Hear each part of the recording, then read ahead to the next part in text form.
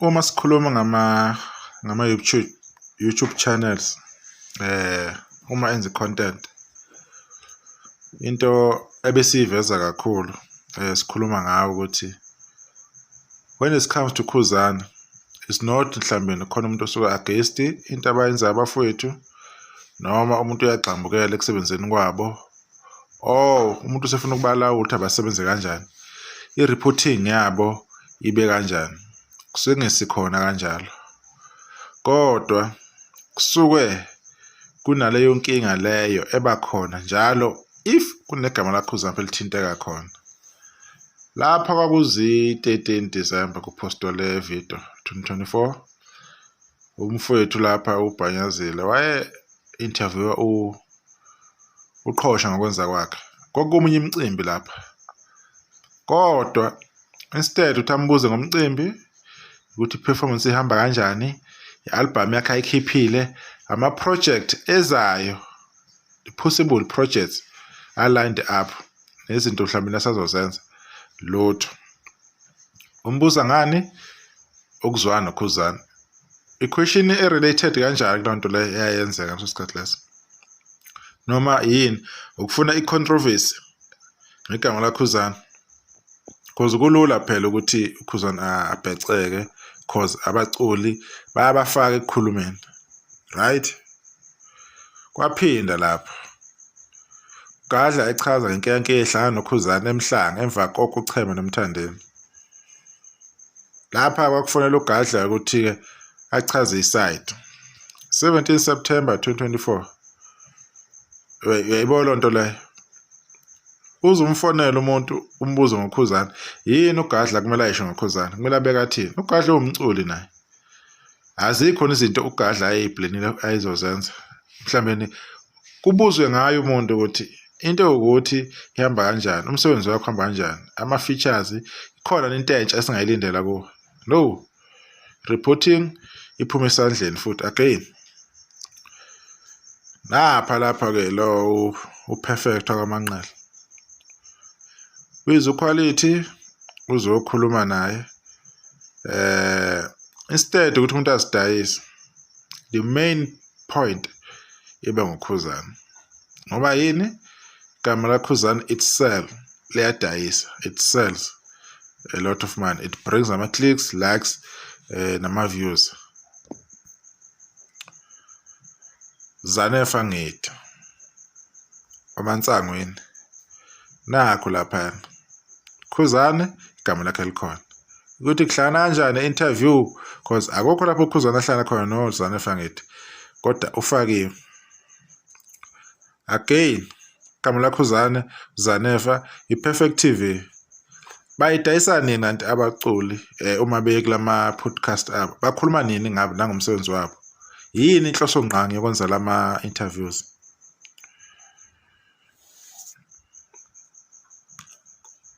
ubani lo umjaheni wayexabane nini noKhuzani umjaheni akaze axabana noKhuzani wavela wasukeleka nje wacula ngoKhuzani wakhuluma ngaye uKhuzani azange aphendule akukho akakusho akubhekise kumjaheni nangelodi ilanga so yini ke lento abasebeyikhuluma ke yayisihlane noKhuzani lapha cause yena wayesukeleka wayekhulumela eyisusela impi ekhanda lakhe wayikhanda leyo beef layer yaphila kuye A1 akaze ayiphendule uKhuzani yipi i-album lapho uKhuzani athi uphendula umjaheni khona ngelodi ilanga akakazi kodwa somehow Perfect TV itholile indlela ukuthi njani emfaka uKhuzani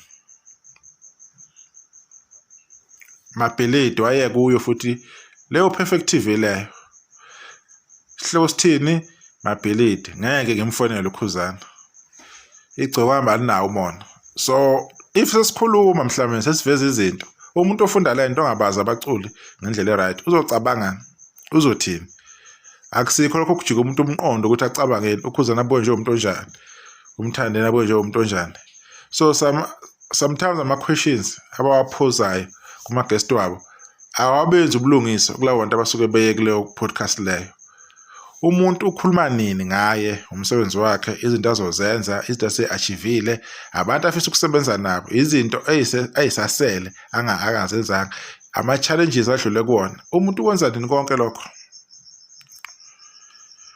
lalela mfowethu ngenye channel le uKhuzani seshawa umenzi wasala emabokoboko lapho umenzi wayengcokolela eyijokhela ingekho into serious ngoba yini uKhuzani kade enza ivideo eyijokhela umuntu ozofunda lento imaphi amabokoboko la asekhunywa ngawo ama Blue Nation ufusekise uKhuzani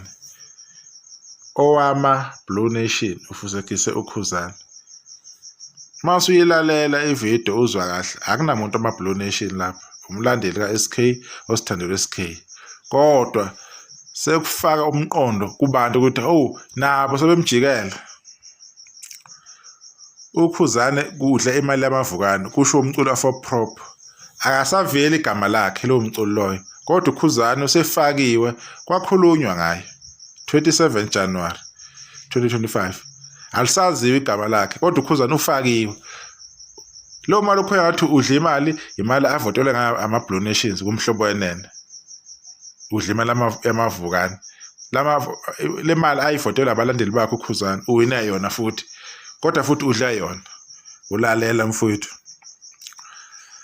ama-Blue Nation athi awamfuni uMax Makhanya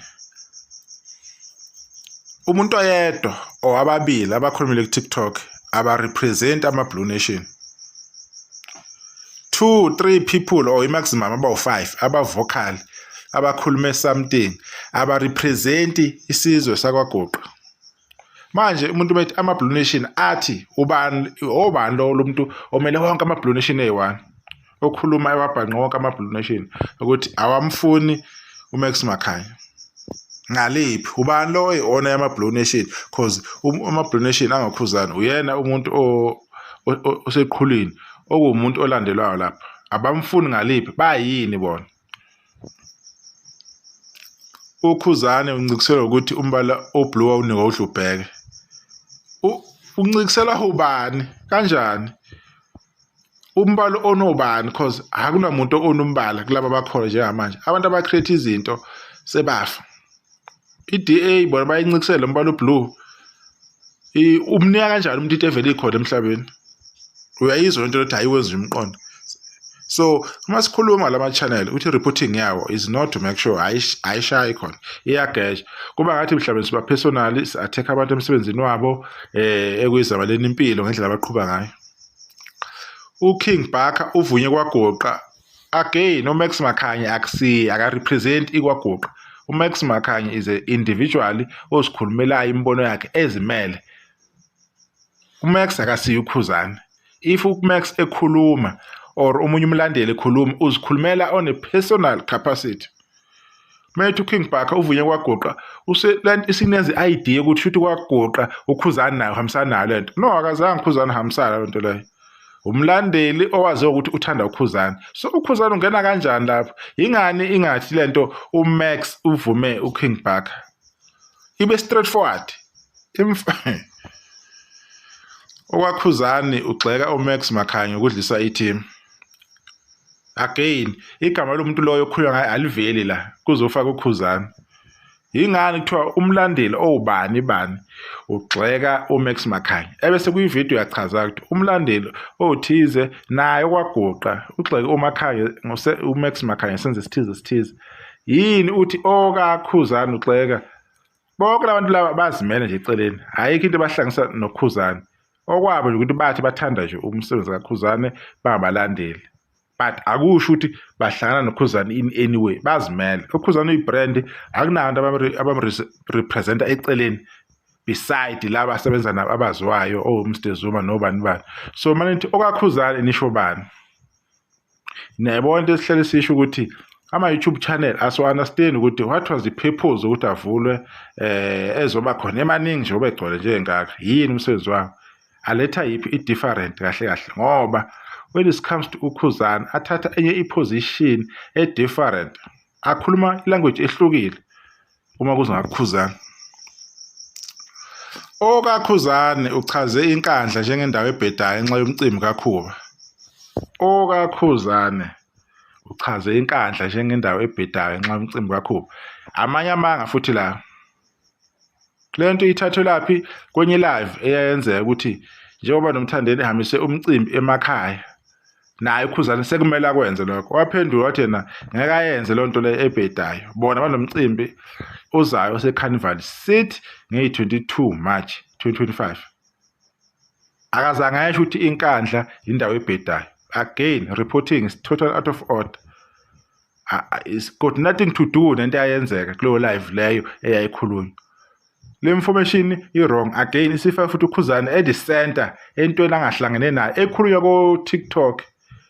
Bebaningi abantu abahlala bekhuluma izinto abanye abaculi ngomthandeni bani. Angeke uyizwe yonke le nonsense ekhulunywa. So, i-reporting efana lena yini inhloso yayo? Again, ukuveza uKhuzani kabi ebantwini njengomuntu omubi anyanyeke bemandisela amanzondo angawazi.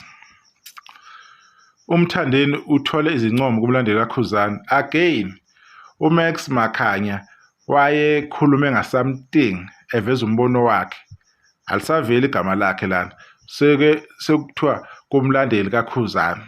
Ingani ungasho ukuthi uMax Makhanya uncome umthandeni? Bayamazi abantu uMax ukhona phela ku TikTok. Yini elikhuni lapho? Yini lokhu umu-associate okaKhuzani? Engathi uMax okahlanga noKhuzani engathi umrepresenta kwenye i-capacity. Kanti akamrepresent indawo. uKhuzani uzandele inzondo emaXhoseni. Niyale ko Facebook nifike ningene kulabalandeli baka SK.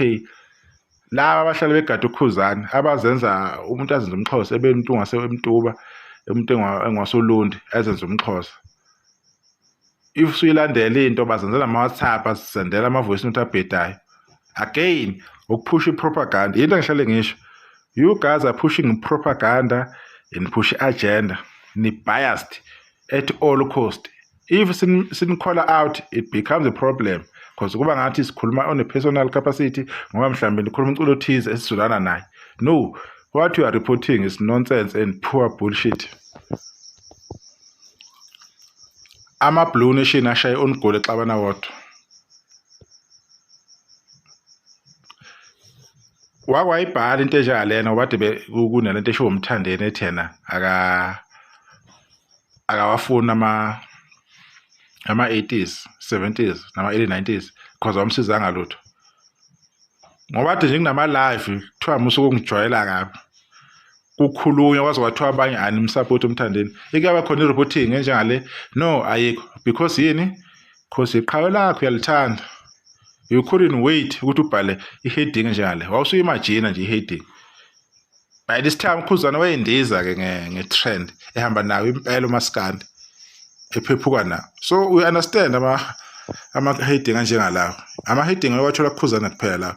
Noma wathi pheqa lapha na kule channel, you never find heading nje ebheke kumthandeni or anyone omculo. uKhuzani uhlambalazwe umyezwa ngoKhozi FM. Umyeza uyini?